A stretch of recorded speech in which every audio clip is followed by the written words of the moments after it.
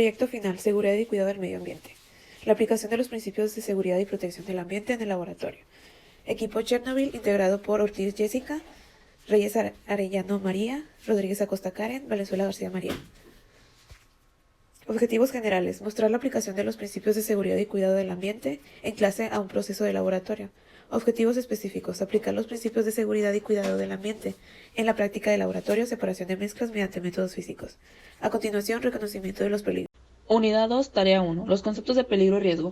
Peligros y riesgos en el Laboratorio Escolar de Ciencias. R. En este trabajo describimos el cómo se llevan a cabo cada método de separación y con ello nos damos cuenta de lo peligrosos que son. Aplicamos el análisis del método para llevar a cabo la separación de mezclas y con ello la práctica.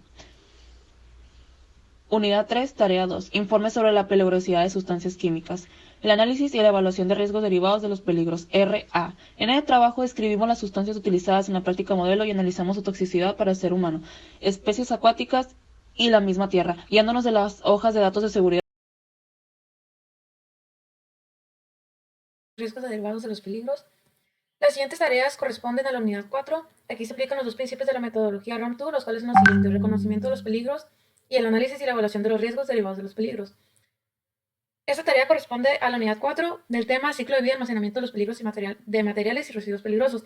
Estos principios son usados porque es necesario conocer el ciclo de vida, las características y peligros asociados a las mismas para prevenir y controlar riesgos en el almacén y posterior uso en práctica. Además, es esencial conocer cuáles son las sustancias incompatibles para no trabajar con ellas.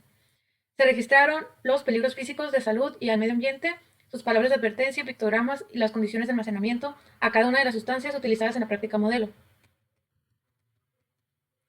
Y la tarea de la unidad 4, la tarea 2, es un informe con diagrama de flujo de la generación de los residuos químicos peligrosos, en donde se ve el manejo de los residuos peligrosos en el laboratorio, porque nos permite reforzar la seguridad y minimizar los impactos en el medio ambiente. Esta tarea es muy importante porque se realizaron además las etiquetas y bitácora correspondientes a los residuos peligrosos.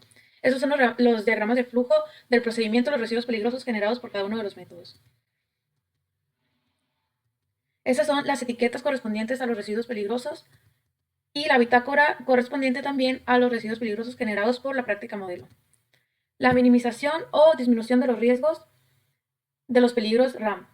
A este principio corresponde a la tarea de la unidad 5, control de riesgos, del tema jerarquía para la minimización del riesgo, donde se identificaron los residuos peligrosos y se realizó una tabla con los peligros identificados en la práctica modelo.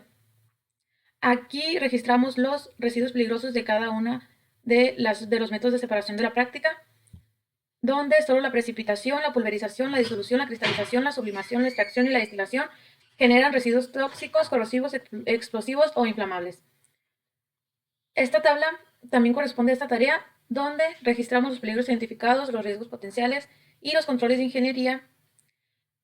Se aplica la sustitución, la eliminación o los correspondientes controles administrativos y el equipo de protección personal para la minimización de riesgo en la práctica modelo.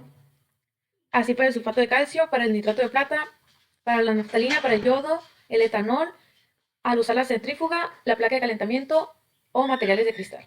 La minimización y disminución de los riesgos de los peligros, RAM. Unidad 6, tarea 3. En la siguiente actividad que corresponde a la unidad 6, implementará el método IPER mediante el cual podemos observar y aplicar los 3 primeros principios de la metodología RAMP, los cuales son el reconocimiento de los peligros, que se ubica en la primera división de la tabla, realizada implementando el método IPER.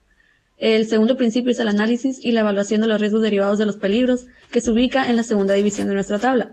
Y el tercer y último principio que utilizamos en esta actividad es la minimización o disminución de los riesgos de los peligros, la cual está ubicada en el tercer apartado de la tabla que lleva el título Control, en donde se muestran propuestas de control para la minimización de riesgos durante nuestra práctica de separación por métodos físicos. Preparación para emergencias. Unidad 7, tarea 2. En la siguiente actividad se han reflejado los 4 primeros principios de la metodología RAMP2, los cuales son el reconocimiento de los peligros, el análisis y evaluación de los riesgos derivados de los peligros, la minimización o disminución de los riesgos de los peligros y la planeación y preparación para emergencias.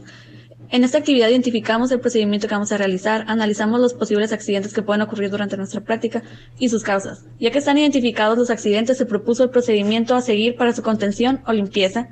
En todo esto se aplicó a nuestra práctica modelo. 8. Prevención de riesgos y la sustentabilidad. RAM-P2. Informe sobre identificación de los principios de química verde. Dentro de la siguiente actividad se abordan los 5 principios de seguridad, ya que en esta actividad se menciona el análisis de todo proceso de la aplicación de la práctica modelo. Los principios de la química verde es en donde se habla de la prevención de cada método utilizado, donde se aplican los siguientes principios. El principio R, que es el reconocimiento de peligro, en donde identifican el peligro para así poderlo evitar. A. La evaluación de riesgos derivados de los peligros, en donde la actividad que aplicamos se informa sobre los problemas derivados de un peligro que se puede evitar a futuro. Luego tenemos el principio P, en el que se elabora la planeación y preparación de emergencias. Se puede observar que la actividad aplica una estrategia para evitar los daños que se pueden causar, ya sea a una persona o al medio ambiente. Finalmente tenemos el principio P2, que es la prevención de riesgos, que es un tema que se trata en la unidad 8. Aplicamos los 5 principios, ya que toda esta actividad los abarca para que tengamos un mejor uso y prevención de cada método y utilización de químicos, para así evitar lo más posible el riesgo para el ser humano como también para el ambiente. Como conclusión tenemos que el aplicar los principios de seguridad y protección del ambiente en la práctica modelo que se aplicó durante todo el semestre nos proporciona conocimientos para tomar decisiones adecuadas y así no afectar a nuestro alrededor. Ayuda a disminuir los riesgos, nos protege y sobre todo fomenta la seguridad para un uso adecuado de las actividades que se hacen dentro del laboratorio y fuera de él, porque aquí incluye el daño que se hace a nuestro medio ambiente. Se pudo observar durante el desarrollo de la presentación cómo influyen los distintos principios en cada unidad mencionada. Estos también se utilizan todos los días en los laboratorios y no solo fue aplicable al método seguido en la práctica modelo.